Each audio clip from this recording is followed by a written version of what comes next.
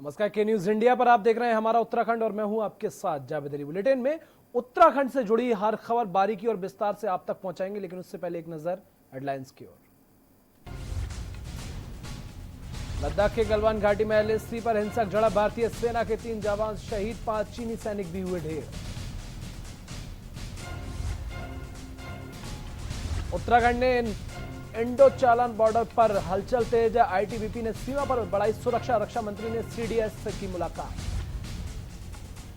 21 राज्यों से PM नरेंद्र मोदी की बात, कोरोना को रोकने के लिए बनाई जाएगी रणनीति, 2 दिनों तक चलेगी अहम बैठक। त्रिवेंद्र सरकार के 3.5 साल, CM त्रिवेंद्र सिंह रावत ने कहा, घोषणा पत्र में किए गए 85% वादे पूरे किए। बीजेपी की वर्चुअल रैली, राजनाथ सिंह ने त्रिवेंद्र सरकार की थपथपाई पीठ, उनके कामों की जमकर तारीफ की। केदारनाथ आपदा के जख्म आज भी हरे, जरा सी बारिश से सहम जाते हैं लोग, याद आती है भयंकर तबाही। आप देख रहे हैं के न्यूज, खबरों का सारथी। और खबरों की शुरुआत करेंगे, जी हां, ड्रैगन का दम घोट दो, चीन को जवाब दो। भारत और चीन के बीच पिछले काफी वक्त से लद्दाख में जारी विवाद अब और भी गहरा हो गया है। सोमवार रात को दोनों देशों के सेनाओं के बीच हिंसक झड़प हुई। झड़प में भारतीय सेना के अफसर और 2 जवान शहीद हो गए, तो वहीं चीन के 5 जवानों की मौत हुई और कई जवान घायल भी हुए हैं। ऐसे में दोनों देशों के बीच तनाव लगातार बना हुआ है। इस रिपोर्ट में देखिए।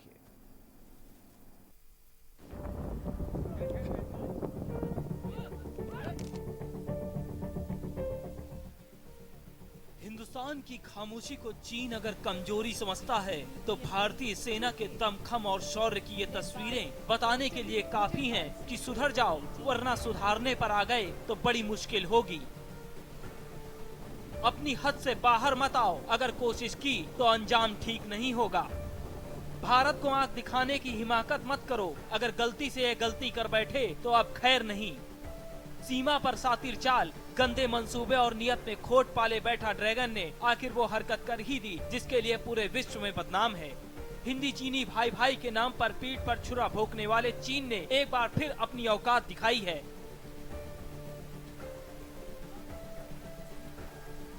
लेकिन वो भूल गया है ये न 1961 वाला हिंदुस्तान है और न 1961 वाली भारतीय सेना। उस वक्त भी हमने चीन को ऐसा सबक सिखाया था जो लंबे वक्त तक नहीं भूला। अब फिर वो वक्त आ गया है जब चीन को ऐसा सबक सिखाया जाए जो 7 पीढ़ियां उसकी याद रखें, क्योंकि चीन ने लद्दाख में जो किया है उसकी कीमत उसे चुकानी ही होगी। भारत और चीन के बीच पिछले काफी वक्त से लद्दाख में जारी विवाद अब और भी गहरा गया है। सोमवार रात को दोनों देशों की सेनाओं के बीच हिंसक झड़प हुई। इस झड़प में भारतीय सेना के अफसर और 2 जवान शहीद हो गए। घटना तब हुई जब सोमवार रात को गलवान घाटी के पास जब दोनों सेनाओं के बीच बातचीत के बाद सब कुछ सामान्य होने की स्थिति आगे बढ़ रही थी। ग्लोबल टाइम्स के मुताबिक झड़प में चीनी सेना को भी नुकसान पहुंचा। चीन की तरफ से 5 सैनिकों की मौत हुई जबकि 11 जवान घायल हुए। इस झड़प के दौरान किसी भी तरह की गोली नहीं चली, यानी सिर्फ हाथापाई ही हुई थी। भारतीय सेना की ओर से जारी किए गए आधिकारिक बयान में कहा गया है, गलवान घाटी में सोमवार की रात को डी एस्केलेशन की प्रक्रिया के दौरान भारत और चीन सैनिकों के बीच हिंसक झड़प हुई। इस दौरान भारतीय सेना के 1 अफसर और 2 जवान शहीद हो गए। दोनों देशों के वरिष्ठ सेना अधिकारी इस वक्त इस मामले को शांत करने के लिए बड़ी बैठक कर रहे हैं।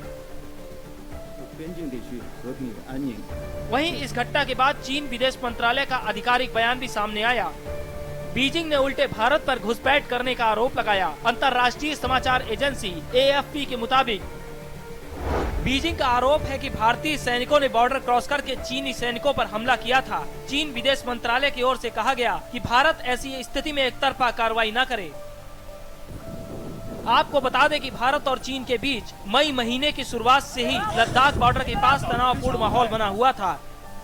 चीनी सैनिकों ने भारत द्वारा तय की गई LAC को पार किया था और पेगोंग झील गलवान घाटी के पास आ गए थे। चीन की ओर से यहाँ पर करीब 5000 सैनिकों को तैनात किया गया था। इसके अलावा सैन्य सामान भी इकट्ठा किया गया था, जिसके जवाब में भारतीय सेना भी अपने पूरे दमखम के साथ चीन की चाल का हर जवाब देने के लिए अपने तंबू गाड़ लिए और ड्रैगन को ये समझा दिया कि बात झुका कर बात नहीं होगी, आंख उठाकर भी बात नहीं होगी, बात होगी तो आंख से आंख मिलाकर बात होगी। न आंख झुकाकर बात करेंगे, न आंख उठा करके बात करेंगे, हम आंख में आंख मिला करके बात करेंगे। यानी अब वो वक्त आ गया है और सूबा नहीं देश कह रहा है कि अब ड्रैगन का दम घोंट दिया जाए और मुंह तोड़ जवाब दिया जाए, क्योंकि अब पानी सिर के ऊपर जा चुका है।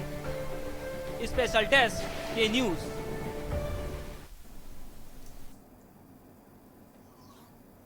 और उधर उत्तराखंड राज्य में दिन प्रतिदिन बढ़ रहे कोरोना संक्रमित मरीजों की संख्या को देखते हुए अब राज्य सरकार नया पहल करने जा रही है। आपको बता दें, जिसके तहत प्रदेश के हर एक नागरिक की स्क्रीनिंग की जाएगी। जी हां, उत्तराखंड के मुख्यमंत्री त्रिवेंद्र सिंह रावत ने प्रदेश के सभी जिलों अधिकारियों से एक ऐसी योजना बनाने के निर्देश दिए हैं, जिसके तहत 10 से 12 दिनों के भीतर प्रदेश के सभी नागरिकों की स्क्रीनिंग कर ली जाएगी। ज्यादा जानकारी देते हुए मुख्यमंत्री त्रिवेंद्र सिंह रावत ने बताया कि प्रदेश में करीब 10,000 आशाएं कार्यरत हैं और करीब 36,000 आंगनबाड़ी कार्यकर्तियां काम कर रही हैं। इससे अलग प्रदेश में अन्य तमाम सरकारी कर्मचारी भी हैं। लिहाजा प्रदेश के सभी जिला अधिकारियों को निर्देश दिए गए हैं कि एक ऐसी योजना बनाई जाए जिसके तहत 10 से 12 दिनों में हर एक नागरिक का स्क्रीनिंग कर लिया जाए, जिससे प्रदेश के भीतर जो कोई संभावना हो सके उस संभावना से प्रदेश की जनता को बचाया जा सके। साथ ही मुख्यमंत्री त्रिवेंद्र सिंह रावत ने बताया कि जनता को इस वैश्विक महामारी के प्रति सजग और सचेत करना राज्य सरकार का पहला दायित्व और कर्तव्य है, जिस पर राज्य सरकार काम कर रही है। प्रदेश के भीतर रिकवरी रेट भी बहुत अच्छा है। हालांकि राज्य सरकार का जिस तरह से अनुमान था कि 20 जून के आसपास की स्थिति थोड़ी सामान्य हो जाएगी, वैसा अब देखने को मिल रहा है। हालांकि अभी करीब 4000 सैंपल की रिपोर्ट आना बाकी है और जिन सैंपलों का रिपोर्ट आ चुकी है वह सभी सैंपल उन लोगों के हैं जो अफेक्टेड एरिया से आए हुए हैं, लेकिन उन्हें भरोसा है कि कोरोना वॉरियर से इस कोरोना वायरस से जंग जीत लेंगे।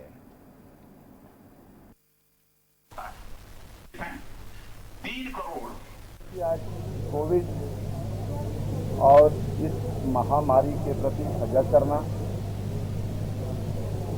लोगों को सचेत करना, ये पहला दायित्व है, पहला कर्तव्य है किसी भी सरकार का और पहला टारगेट है जिसको कहना चाहिए और उस पर राज्य सरकार काम कर रही है। हमारा रिकवरी रेट भी बहुत अच्छा हुआ है और जैसा हमारा अनुमान था कि 20 तारीख आते आते उत्तराखंड में काफी कंट्रोल स्थिति हो जाएगी। और उधम सिंह नगर जिले में कोरोना संक्रमितों की संख्या लगातार बढ़ रही है। जिले में 8 और कोरोना संक्रमित मरीजों की पुष्टि हुई है। अब जिले में कोरोना संक्रमित मरीजों की जो संख्या है वो 122 हो चुकी है। जानकारी के मुताबिक 8 नए मामलों में एक संक्रमित मरीज की जांच प्राइवेट लैब में हुई। 8 मरीजों में 2 मरीज खटीमा, 3 मरीज काशीपुर और 1 बाजपुर और 2 मरीज रुद्रपुर से हैं। एक बुजुर्ग महिला की जांच रिपोर्ट भी कोरोना पॉजिटिव आई है। इस महिला के वृद्ध पति की कुछ दिनों पहले मौत हो गई थी। इसके बाद स्वास्थ्य विभाग द्वारा उसके सैंपल लेकर ट्रू नॉट मशीन में चेक किए गए थे, जिसमें मृतक वृद्ध की जांच रिपोर्ट पॉजिटिव आई थी। वहीं डिप्टी सीएमओ अविनाश खन्ना ने बताया कि 8 नए संक्रमित मरीजों की पुष्टि हुई है। सभी का इलाज रुद्रपुर में किया जाएगा। संक्रमित मरीजों के 2 महिलाएं भी शामिल हैं।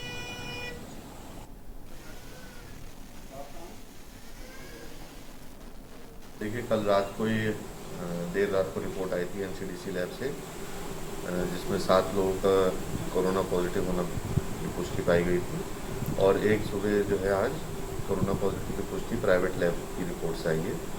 ज़िले में अब कुल मिला के 8 जो पिछले 24 घंटों में पॉजिटिव हुए हैं, जिसमें जो है हमारे 122 मामले अब पूरे ज़िले में टोटल हो गए, जिसमें से काफ़ी लोग इलाज करके घर भी चले गए हैं।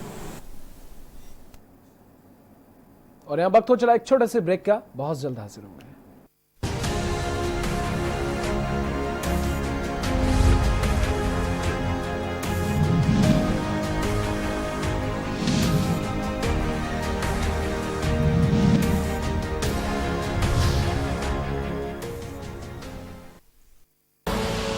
आप देख रहे हैं के न्यूज, खबरों का सारथी।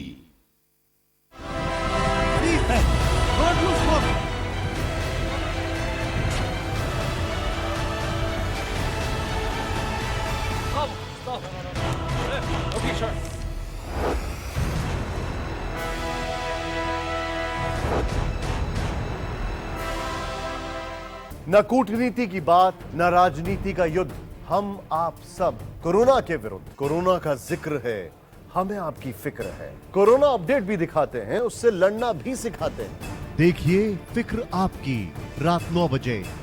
टीवी 9 भारतवर्ष, अब तो सब देख रहे हैं। आप देख रहे हैं के न्यूज, खबरों का सारथी।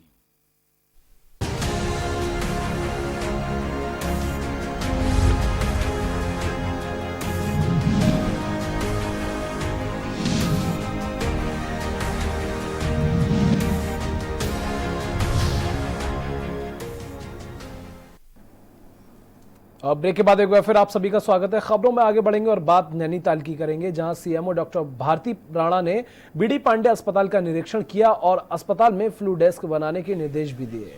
इस दौरान उन्होंने संक्रमण की रोकथाम को लेकर अस्पताल में की गई व्यवस्थाओं का जायजा भी लिया। डॉक्टर भारती राणा ने हॉस्पिटल में किए जा रहे निर्माण कार्यों का भी निरीक्षण किया। साथ ही उन्होंने अस्पताल प्रबंधन को निर्देश दिए हैं कि बाहर से आ रहे प्रवासी किसी भी तरीके से अन्य मरीजों के संपर्क में न आए।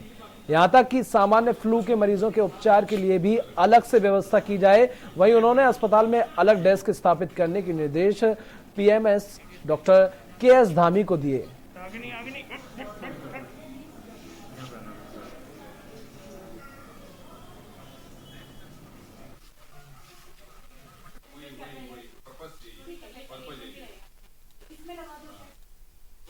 पिछले साल है हमारा बीडी पांडे, और पेशेंट्स की भी काफ़ी यहाँ पे काफ़ी बहुतायत में पेशेंट आ रहे हैं।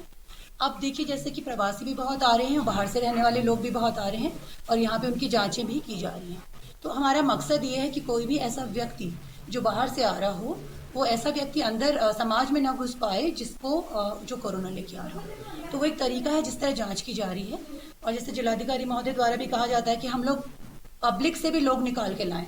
फ्लू क्लिनिक जो फीवर वाले लोग हैं वो आम पब्लिक से ना मिले, तो उसी की व्यवस्थाओं को देखने के लिए आज मैं यहाँ पे आई थी।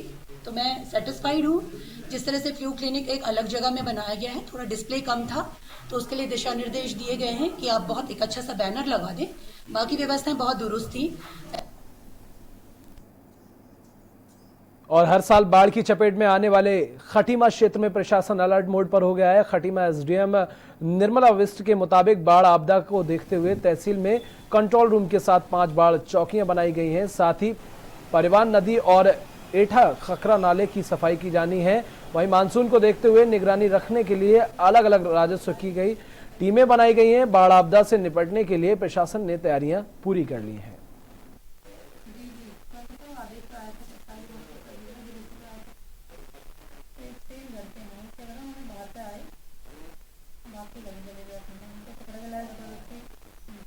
इसके खटीमा हमारा पूरा ही जलभराव के क्षेत्र में आता है, और कई जगह पर नदियों के माध्यम से कई जगह पर लोकल लेवल पानी निकासी न होने के कारण बरसात में पानी भरने की स्थिति यहाँ पर आ जाती है। तो हमारा बाढ़ कंट्रोल रूम यहाँ पर स्थापित किया जाता है हर बार की तरह। तो इस बार भी हमारे कंट्रोल रूम और बाढ़ चौकियाँ स्थापित हो चुकी हैं। उनमें 24 घंटे में हमारे 3 कार्मिकों की ड्यूटी 8 घंटे के अंतराल पर लगाई गई है। जो लोग फील्ड पर रहकर और या कैसे कंट्रोल रूम में रहकर बाढ़ संबंधी जो भी शिकायतें आएंगी या जो भी जानकारी ऐसी मिलेगी उन्हें लोकल लेवल पर प्रसारित करेंगे। और साथ ही साथ नदियों की सफाई का कार्य भी इस बार काफ़ी बड़े स्तर पर किया गया है, जिसमें परवीन नदी है और हमारी ये सूखी नदी इत्यादि हैं। तो लोग की इन नदियों में या फिर लोकल लेवल पर जो नाले हैं, एनएच के नाले हैं, नगर पालिका के क्षेत्र के नाले हैं, तो उनकी सफाई का काम भी चल रहा है। और उधर विकासखंड गंगोली हाट के टूड़ा चौड़ा गांव में लॉकडाउन में लौटे प्रवासियों ने अपने हाथों से सड़क बनाने की मुहिम 2 सप्ताह पूर्व में शुरू की थी, जिसमें अभी तक ग्रामीणों ने 2 किलोमीटर सड़क का निर्माण कर लिया है। ग्रामीणों की मुहिम को देखते हुए सरकार और स्थानीय तहसील प्रशासन ने संज्ञान लिया।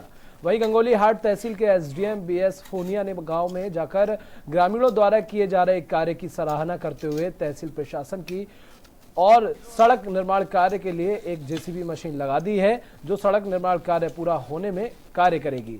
वहीं ग्राम प्रधान मनीषा विष्ट ने सड़क निर्माण कार्य के लिए जेसीबी देने के लिए प्रशासन का आभार जताया। विकी जी युवा लोगों ने यहाँ अपनी एक पहल से मेन रोड जो खिलमंडे वाला रोड है हमारा गंगुला से खिलमंडे, उससे थोड़ा लगता हुआ एक गाँव है, उन्होंने मेन रोड से अपने गांव तक जाने के लिए रोड बनाने की खुद एक मुहिम शुरू की है। उसमें गाँव वालों ने मुझे जो है जेसीबी उपलब्ध कराने की अनुरोध किया था, जिसे हमने तत्काल उनको उपलब्ध कराया और आज मैं भी खुद उस गांव को देखने गया था और लगभग 5 किलोमीटर का ये रोड होगा, जिसमें 2 किलोमीटर। और राजीव गांधी पंचायत राज संगठन द्वारा श्रमिक कार्ड बनाने की सुविधा के संबंध में उप जिला अधिकारी कार्यालय के माध्यम से माननीय मुख्यमंत्री के नाम ज्ञापन सौंपा है।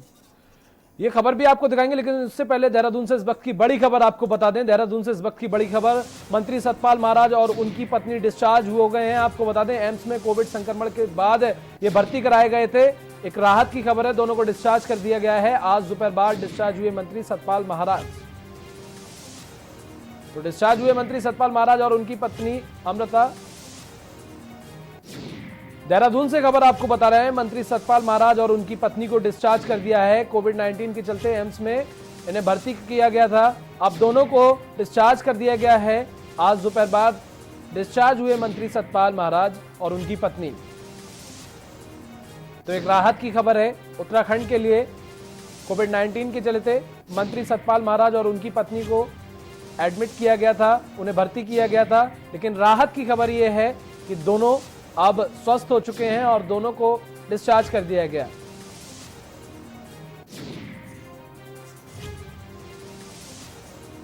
और इसी खबर पर ज्यादा जानकारी के साथ हमारे विशेष संवाददाता राजेश वर्मा हमारे साथ जुड़ गए हैं। राजेश, अगर ऐसे में बात की जाए उत्तराखंड की, तो एक अच्छी खबर है, दोनों कुछ दिन पहले भर्ती हुए थे और आज दोनों को डिस्चार्ज कर दिया गया। और क्या कुछ अपडेट? बिल्कुल, जाकर हम बता दें कि आपको लगातार जिस तरीके से कोरोना महामारी का प्रकोप प्रदेश में चल रहा है, तो उससे अचूके भी नहीं रहे हैं। आप देख सकते हैं कि कुछ दिनों पहले जो है संक्रमित पाए गए थे दोनों पति पत्नी जो है सतपाल महाराज, जो पर्यटन मंत्री हैं इस समय मौजूदा सरकार में, और उनकी धर्म पत्नी जो है वो कांग्रेस सरकार में पर्यटन मंत्री रह चुकी हैं। तो उनको कोरोना संक्रमित पाया गया था, जिसके बाद वो एम्स में भर्ती थे। उनको जो है आज राहत की उनके लिए खबर थी कि दिन के बाद जो है दोपहर बाद उनको डिस्चार्ज कर दिया गया। अब वो अपने घर जो है वो पहुंच चुके हैं और घर में जो है उनकी जो क्वारंटाइन व्यवस्था है वो उनकी की गई है। तो लगातार जिस तरीके से हम बात करें तो लगातार उत्तराखंड में जिस तरीके से लगातार कोरोना का प्रकोप जारी है, तो कहीं न कहीं आंकड़े भी बढ़ते हुए दिखाई दे रहे हैं। तो उसके साथ एक पॉजिटिव खबर ये भी है कि आंकड़ों के साथ जो संक्रमित लोग हैं उनकी संख्या, ठीक होने की संख्या जो है वो भी काफी हद तक ज्यादा बेटर है इस समय पोजीशन के। तो कहीं ना कहीं कहा जा सकता है कि जो सरकार के द्वारा जो प्रयास किए जा रहे हैं कोरोना महामारी को लेकर के, वो कहीं ना कहीं कारगर साबित हो रहे हैं। जावेद? बिल्कुल राजेश, जिस तरह से आप बता रहे हैं उत्तराखंड सरकार हर संभव प्रयास कर रही है और लगातार जो है रिकवरी रेट भी बहुत अच्छा आ रहा है, लेकिन यहाँ एक खतरा ये भी है, एक चिंता की बात ये भी है कि आंकड़े भी हर रोज नए नए निकल के सामने आ रहे हैं। बिल्कुल जावेद, क्योंकि इसमें कोई दो राय नहीं है, क्योंकि सबसे बड़ी जो सरकार के लिए विकट चुनौती रही है वो प्रवासियों का जो रेड जोन से प्रवासी जो प्रदेश में दाखिल हुए हैं उनकी वजह से कोरोना संक्रमितों की संख्या जो है उत्तराखंड में लगातार बढ़ी है। और आए दिन जो आंकड़े हम देखने को मिलते हैं तो वो 24 घंटे में 50 से 60 आंकड़े ऐसे होते हैं कि वो आंकड़े पार हो जाते हैं। तो कहीं ना कहीं रोज डेली जो जिस तरीके से आंकड़े बढ़ रहे हैं, तो सरकार की चिंता भी जाहिर है कि इसमें बढ़ती नजर आ रही है। लेकिन राहत की खबर ये भी है कि जिस तरीके से आंकड़े बढ़ रहे हैं तो उसमें आंकड़ों का घटने का भी सिलसिला जारी है, क्योंकि जो लगातार लोग संक्रमित हैं तो उनको जो है वो उनको डिस्चार्ज भी किया जा रहा है। उनका उचित उपचार जो है वो तमाम जो हॉस्पिटल है वो उनमें किया जा रहा है। तो कहीं ना कहीं एक राहत बड़ी जो खबर है वो ये भी है सरकार के लिए। लेकिन फिलहाल अगर हम बात करें तो लगातार जिस तरह से आंकड़े का सिलसिला है वो लगातार उत्तराखंड में जारी है। लेकिन अभी फिलहाल सरकार जो है वो सक्रिय है और कोविड को लेकर के नए सभी जिलाधिकारियों को भी इस पे अलर्ट पे रखा गया। तमाम स्वास्थ्य महकमे के लोग जो है वो रात दिन इसके लिए और मेहनत कर रहे हैं। तो कहीं ना कहीं इसकी मेहनत का नतीजा है कि कोविड की जो संख्या है वो दिन पर दिन बढ़ने के साथ घट भी रही है। जी जावेद? बिल्कुल राजेश, जिस तरह से आप बता रहे हैं, ऐसे में स्वास्थ्य विभाग की आपने जिक्र किया, तो स्वास्थ्य विभाग डटकर सामना कर रहा है, क्योंकि जिस तरह से रिकवरी रेट उत्तराखंड का सामने आ रहा है, उससे देखकर ये तो साफ अंदाजा लगाया जा सकता है कि उत्तराखंड का जो स्वास्थ्य विभाग है डटकर सामना कर रहा है। बिल्कुल जावेद, क्योंकि और साथ में ये भी बात है कि जिस तरीके से संख्या बढ़ी थी उत्तराखंड में और राजधानी में खासतौर की बात करें तो देहरादून में, तो मुख्यमंत्री ने प्रिकॉशन बरतते हुए पहले सप्ताह में 1 दिन की रियायत जो है वो लोगों को दी थी, लेकिन अब जो है वो 5 दिन की हो चुकी है। 5 दिन ही जो है लोग अपनी खरीदारी कर सकते हैं, लोग अपने व्यवसाय जो है वो पूर्ण रूप से खोल सकते हैं। सुबह 7 बजे से लेकर शाम के 7 बजे तक बाजार जो है वो आमतौर पर खोले जा रहे हैं, लेकिन 2 दिन जो है शनिवार और रविवार के दिन जो है खासतौर से राजधानी का जो निगम एरिया है उसको सैनिटाइजेशन का काम जो है वो लगातार जारी है, क्योंकि सरकार कोई भी कोताही जो है वो बरतना नहीं चाहती, क्योंकि जिस तरीके से राजधानी में भी ज्यादा मामले जो है देखने को मिले थे, तो कहीं ना कहीं उन पे एक लगाम लगाने के लिए सरकार ने ये पहल भी की है। जिस तरह से आप बता रहे हैं, लगातार बहुत राहत की बात है ये, और एक अच्छी खबर है रिकवरी रेट को लेकर हो, चाहे आज ये जो मंत्री डिस्चार्ज हुए हैं उनको लेकर। फिलहाल तमाम जानकारी के लिए आपका बहुत बहुत शुक्रिया। तो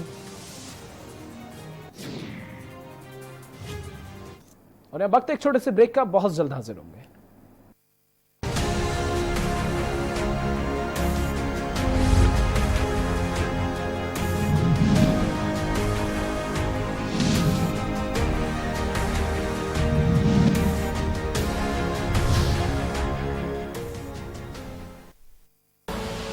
आप देख रहे हैं के न्यूज, खबरों का सारथी।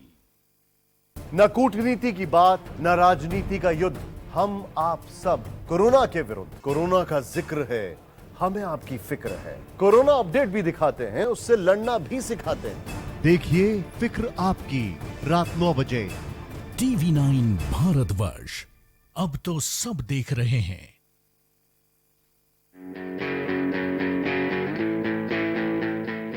Online admissions in CMS for nursery to class 9 and provisional admission in class 11 are open at www.cmseducation.org.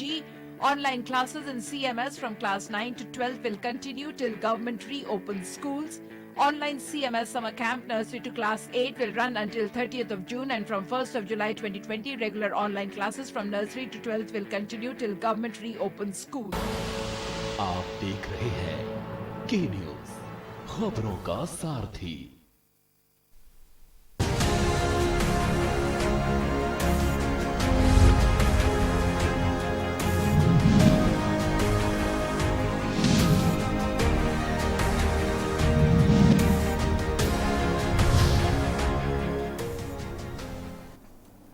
और ब्रेक के बाद एक बार फिर आप सभी का स्वागत है। खबरों में आगे बढ़ेंगे। राजीव गांधी पंचायत राज संगठन द्वारा श्रमिक कार्ड बनाने की सुविधा के संबंध में उप जिला अधिकारी कार्यालय के माध्यम से माननीय मुख्यमंत्री के नाम ज्ञापन सौंपा गया। बता दें कि संगठन के प्रदेश संयोजक मोहित उनियाल ने कहा कि डोईवाला क्षेत्र के श्रमिकों को श्रमिक कार्ड बनाने हेतु देहरादून नेहरू ग्राम श्रमिक सुविधा केंद्र या ऋषिकेश जाना पड़ता है। डोईवाला से अधिक दूरी होने के कारण कई श्रमिक वहां पहुंचने में असमर्थ होते हैं और वहां एक दिन में मुश्किल से 50 कार्ड ही बन पाते हैं। साथ ही हमारी सरकार से मांग है कि श्रमिक कार्ड बनाने की व्यवस्था डोईवाला सामान्य सेवा केंद्रों में जल्द से जल्द की जाए, अन्यथा डोईवाला तहसील में ही श्रमिक सुविधा केंद्र खोलने की व्यवस्था की जाए।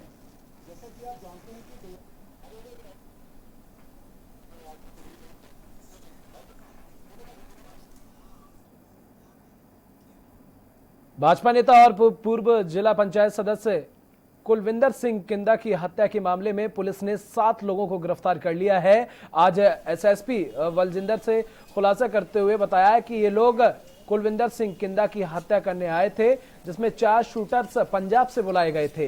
ये बाजपुर के एक होटल में रुके हुए थे। पुलिस को आरोपियों के पास से अवैध तमंचा और हजारों की नकदी बरामद हुई है। बता दें कि बाजपुर पुलिस को मुखबिर की सूचना पर संदिग्ध लोगों के होटल में रुके होने की सूचना मिली थी, जिसके बाद पुलिस ने चारों युवकों को हिरासत में लेते हुए पूछताछ शुरू कर दी है।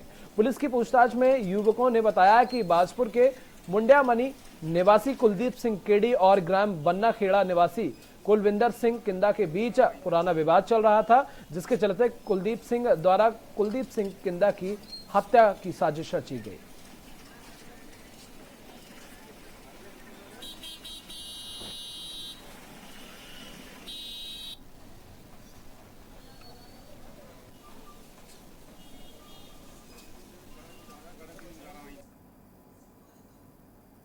और दिनेशपुर थाना अंतर्गत राधाकांतापुर गांव में महिला ने अपने ही घर में फांसी लगाकर आत्महत्या कर ली। मृतक महिला का 8 महीने का बच्चा भी है। बता दें कि महिला उर्मिला की शादी विजय ठेकेदार से हुई थी। तब से लगातार पति पत्नी में अनबन चली रहती थी। वहीं पुलिस ने इस मामले पर कहा कि महिला ने आत्महत्या की है, लेकिन मेडिकल जांच रिपोर्ट के कुछ कहा नहीं जा सकता। रिपोर्ट के आने के बाद ही पता चलेगा आखिर क्या पूरा मामला था। अगर मेडिकल परीक्षण में कोई त्रुटि पाई जाती है तो दोषियों को बख्शा नहीं जाएगा।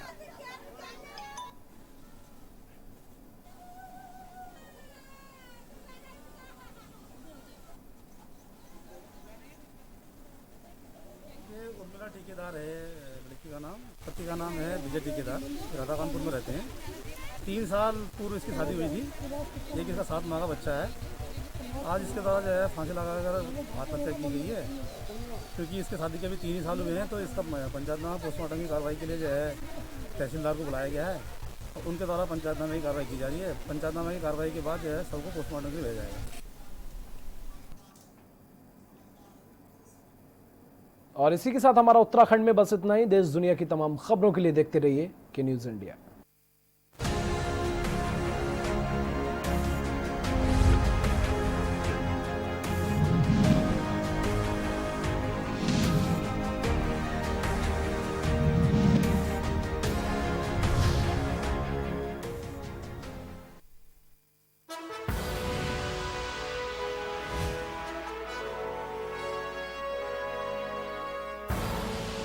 आप देख रहे हैं के न्यूज़, खबरों का सारथी।